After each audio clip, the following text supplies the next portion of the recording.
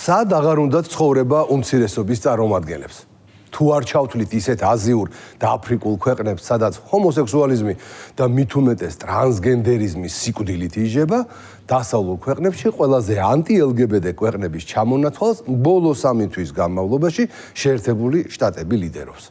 ტრამპის მიერ მიღებული დადგენილებები და აკრძალვები LGBT თემის ყოველდღიურობას რბილად რომ ვთქვათ, არასასიამოვნოს ხდის. ამიტომ ჯერ კიდევ ტრამპის გაპრეზიდენტებამდე უამრავი გეი და ტრანსი იმუქრებოდა, რომ თუ რესპუბლიკელი ჰომოფობი გაიმარჯვებდა, ისინი ამერიკაში აღარ გაჩერდებოდნენ და სადმე სხვა ქვეყანაში გადაბარგდებოდნენ.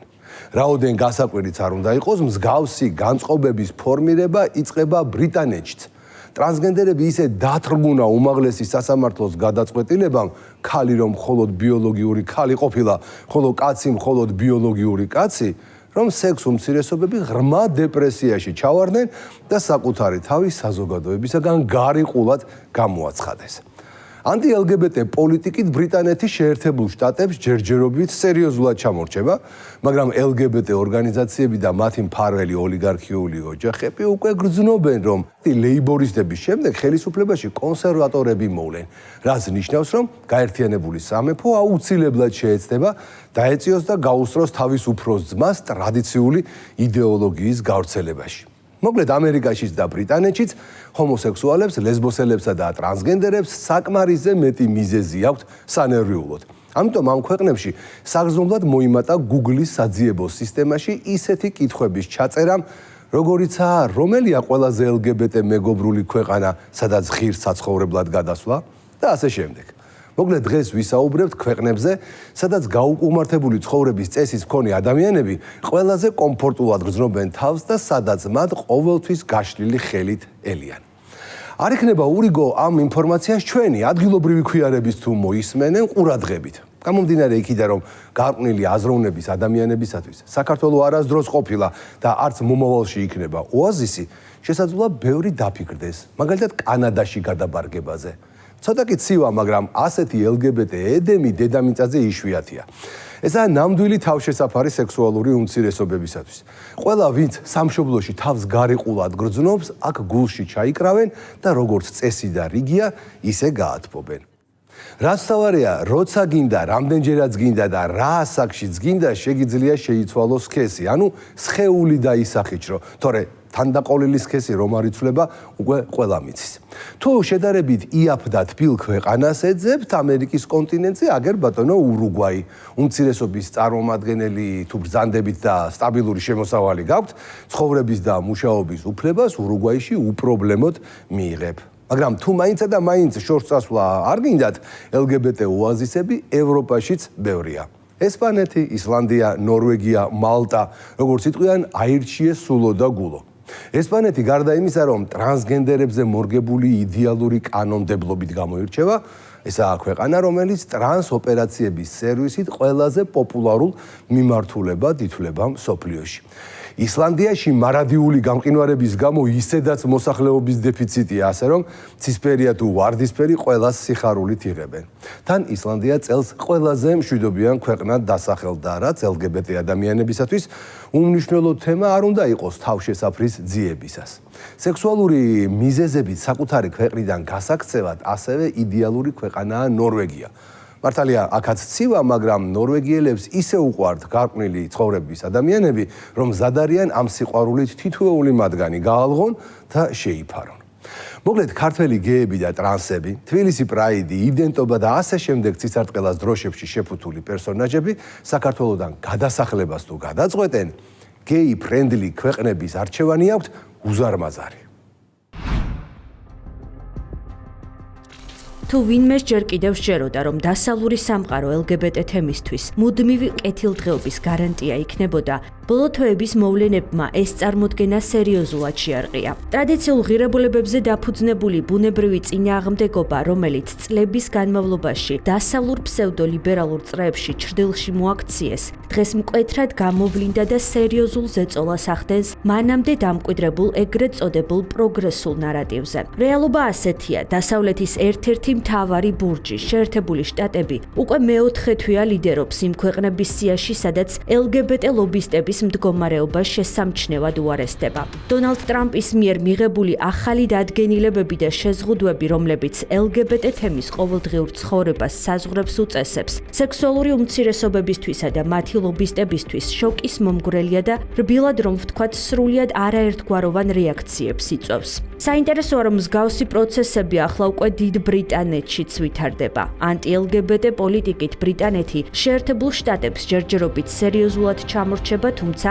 იქ უმაღლესი სასამართლოს ისტორიულმა გადაწყვეტილება, რომ ქალი მხოლოდ ბიოლოგიური ქალია და კაცი მხოლოდ ბიოლოგიური კაცი, ტრანსგენდერ პროპაგანდისტებში ღრმა პანიკა და დეპრესია გამოიწვია. სექსუალური უმცირესობების ნაწილი საკუთარ თავს ღიად აცხადებს საზოგადოებისგან გარიყულად და სისტემურ დონეზე საკუთარ იდენტობას დაჩაგრულად აღიქვამს. მაშინ, როდესაც სინამდვილეში სასამართლო უბრალოდ ბუნებრივ და ობიექტურ რეალობას კანონიერ სტატუსს ანიჭებს. მთელი ამ პროცესის ანალიზისას აშკარად ჩანს, რომ დასავლური LGBT მოძრაობა სულ უფრო მეტად ეჯახება რეალობას, რომ ადამიანს არ შეუძლია ბუნებრივი წესრიგის უგულებელყოფა და ბიოლოგიის კანონების იდეოლოგიური დადგენილებებით გადაფარვა. რაც უფრო აგრესიულად ცდილობს სისტემა ახალი მავნე გლობალური ეთიკის დამკვიდრებას, მით უფრო მკვეთრად იფეთქებს ბუნებრივი, ღრმად ჩამოყალიბებული ადამიანის ცოდნა თუ ვინ არის ის სინამდვილეში. ტრადიციული სულიერება, კულტურული მეხსიერება და ბუნებრივი კანონი კვლავაც აგრძელებს არსებობას, როგორც ღრმა ფესვიანი საფუძვლები,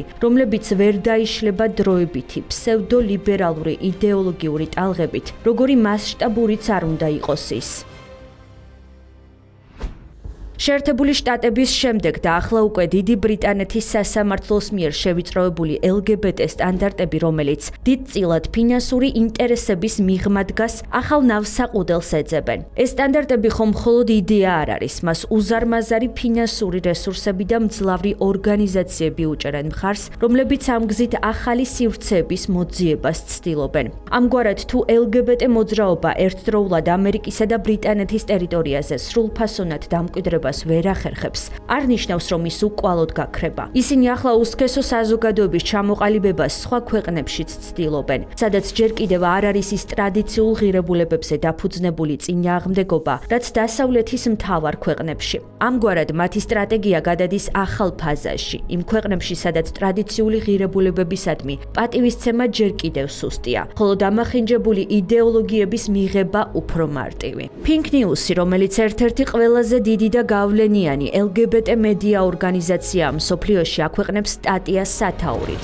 დაიღალეთ ამერიკის შეერთებული შტატებით და დიდი ბრიტანეთით. ეს არის მსოფლიოში ყველაზე პროგრესული ქვეყნები LGBT ადამიანებისთვის. როგორც ირკვევა, ბოლო პერიოდში Google-ის საძიებო სისტემაში საგრძნობლად გაიზარდა ისეთი კითხვების რაოდენობა, როგორიცაა, რომელია ყველაზე LGBT მეგობრული ქვეყანა და სად ღირს საცხოვრებლად გადასვლა LGBT ადამიანებისთვის.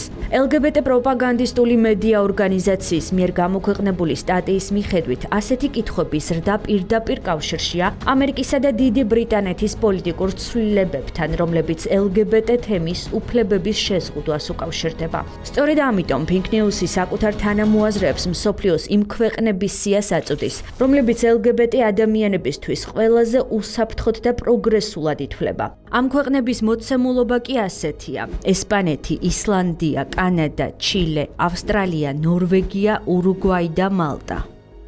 საბედნიეროდ ირკვევა, რომ მსოფლიოში არსებობენ სხვა ქვეყნები, რომლებიც LGBT უფლებების მიმართულებით საკმაოდ მაღალ რეიტინგში არიან და შესაძლებელია ბევრ მათგანში გადასვლა. მაგალითად, ურუგვაი ამერიკის მოქალაქეებს მარტივად გადაადგილების საშუალებას აძლევს. თქვენ უბრალოდ უნდა წარუდგინოთ წერილი ურუგვაის მთავრობას, აცნობოთ მათ თქვენი ემიგრაციის განზრახვაზე და დაამტკიცოთ, რომ გაქვთ სტაბილური შემოსავალი. ეს არ ეხება მხოლოდ ურუგვაის. ბევრ სხვა ქვეყანას აქვს ემიგრაციის შესაძლებლობა და ასევე აჭარბებს ამერიკას, როდესაც საქმე LGBT თანასწორობას და უფლებებს ეხება.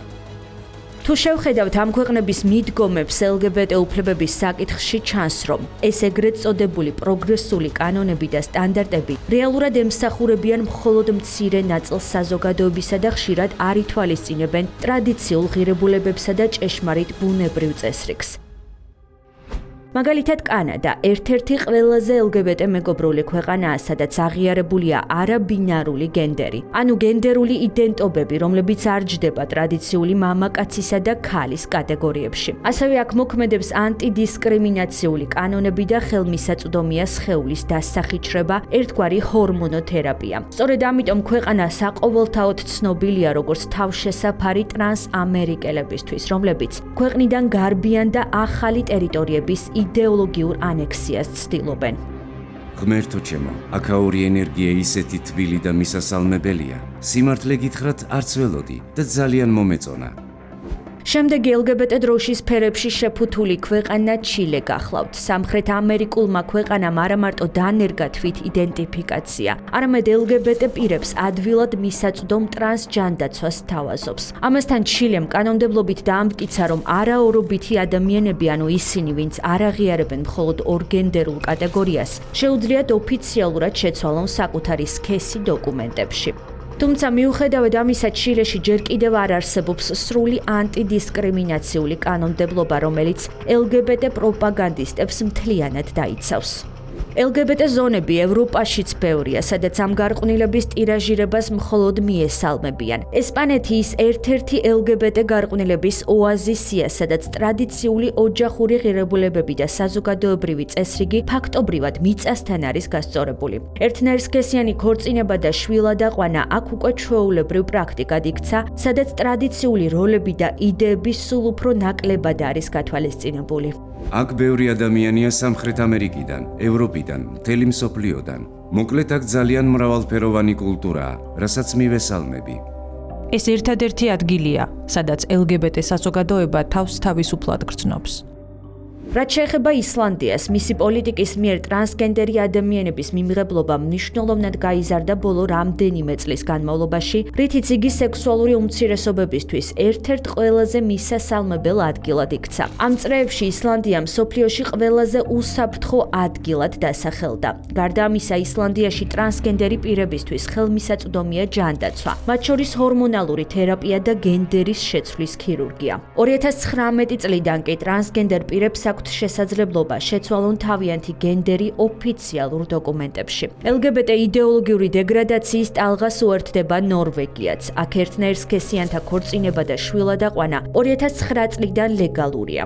გარდა ამისა, ეს ქვეყანა ანტიდისკრიმინაციული კანონებითა და ჯანდაცვის კანონების უფლებით მართლაც, რომ ერთ-ერთ გამორჩეულ და LGBT მაცხოვრებლებისთვის მისაღებ ევროპულ ადგილად ითვლება.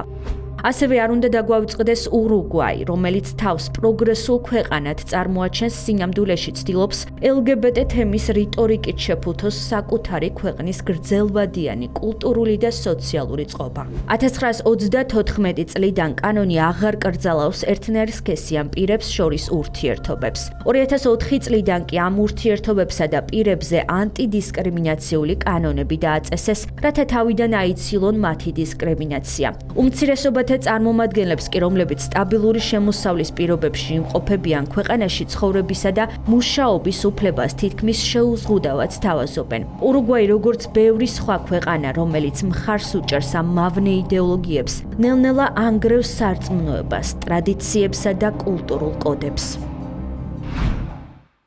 ისე რამდენნაირი მიგრაცია არ უნახავს კაცობრიობის ისტორიას. ჩრდილოეთიდან სამხრეთის მიმართულებით, აღმოსავლეთიდან დასავლეთისკენ, ევროპიდან ამერიკაში, აფრიკიდან აზიაში, მაგრამ LGBT მიგრაცია და ტრანს გადასახლება პირველად ხდება.